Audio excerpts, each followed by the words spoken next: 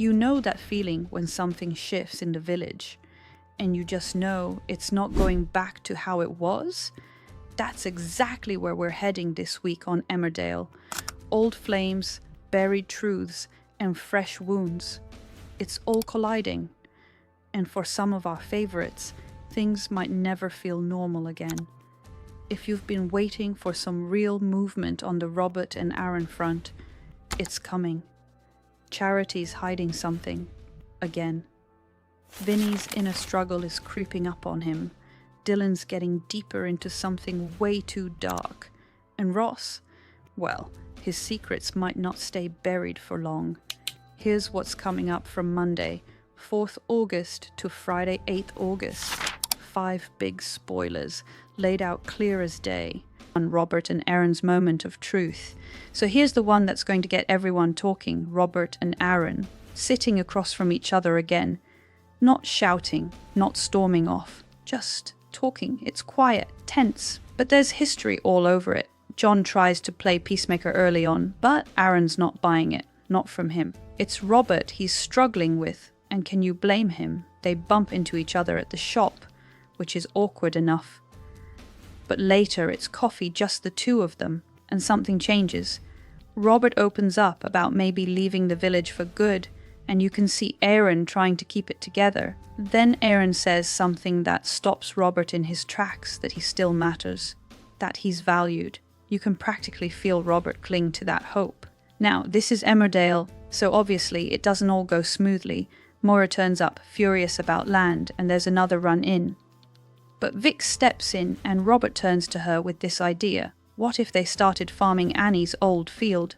You've got this mix of longing, guilt, and old family ties swirling around. It's classic Emmerdale, emotional without shouting it. But let's be honest, how long can things stay civil? Especially with John's secrets bubbling away in the background, Charity's fall, and the fear she won't admit right. Now let's talk about Charity. And if you're feeling protective of her lately, this one might hit hard. She's out walking in the woods with Mac, just a bit of normality.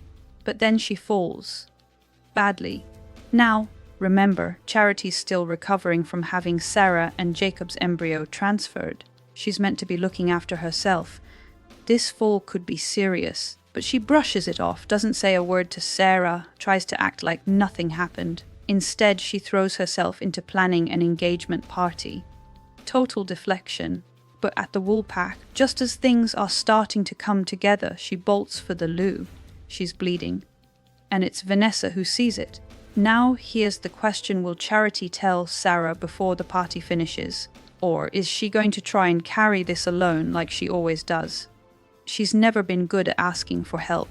And you can already feel that this could end in heartbreak if she keeps pretending she's fine. This could really shake things up for the whole family.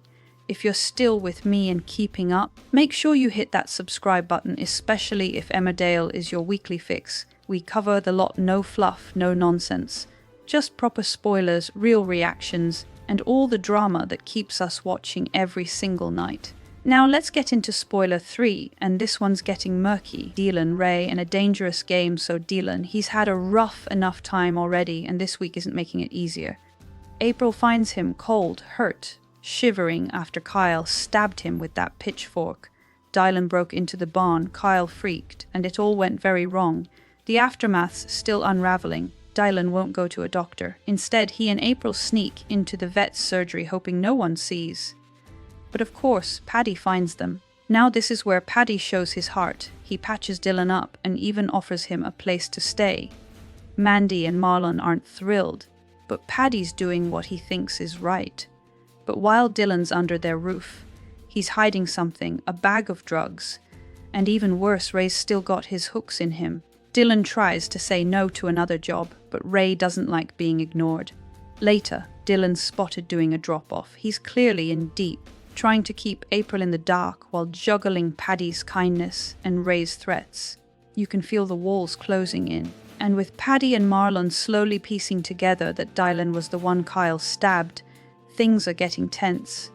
Ray watching them from the background only makes it worse. It's a proper mess, and someone's going to get hurt if it keeps spiraling. Or Vinny's confused heart and a secret he can't say. Now this next one, it's going to split opinions.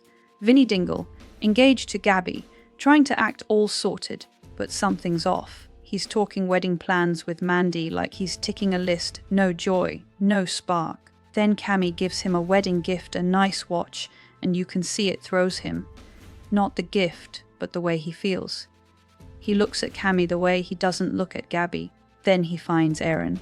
And what's interesting here is Aaron shares something personal. He kissed Robert on his own wedding day. Just lays it out. Vinny listens, quietly, then opens up almost about kissing someone else. But he can't bring himself to say it was a man. Aaron clocks it, doesn't push, but gives him that quiet support. Tells him he's not the only one with doubts before marriage. Afterwards, Vinny's alone on his phone, searching for answers. You know the kind of search, the ones people do when they're scared of what they already know.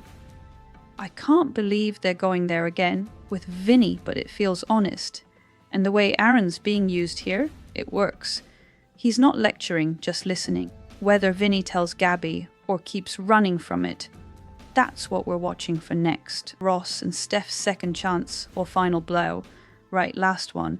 And it's messy. Of course it is, it's Ross Barton. So Ruby and Lewis are trying to get Steph and Ross back together. Classic meddling. And it kind of works. Steph's car breaks down, Ross gives her a lift, and before you know it, they're back at Mill Cottage. Sparks are flying. She's hopeful. He's playing along. At breakfast, she asks the question, "Have you been with anyone since we split?" Ross says no.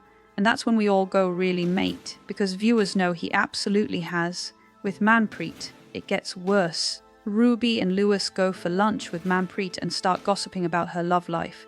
You can feel the moment coming. Is Manpreet going to say too much? If she does, it's over. Steph and Ross are barely holding it together as it is. One word, one slip, and that whole second chance goes up in flames. We've seen Ross mess things up before. But if Steph finds out like this, publicly, through a family lunch, that's brutal. It's got that car crash vibe you don't want to watch, but you can't look away. So there we are, 5 big storylines all set to kick off next week in Emmerdale.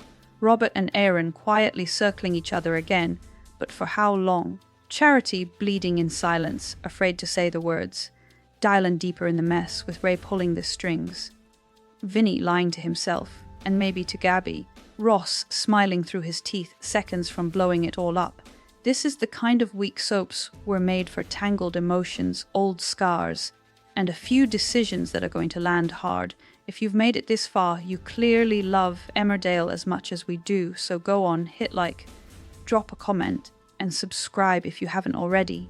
Let us know, do you want to see Roburn back together? Should Vinny come clean?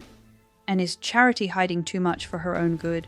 We'll be back soon with more spoilers and theories. Until then, keep watching and take care.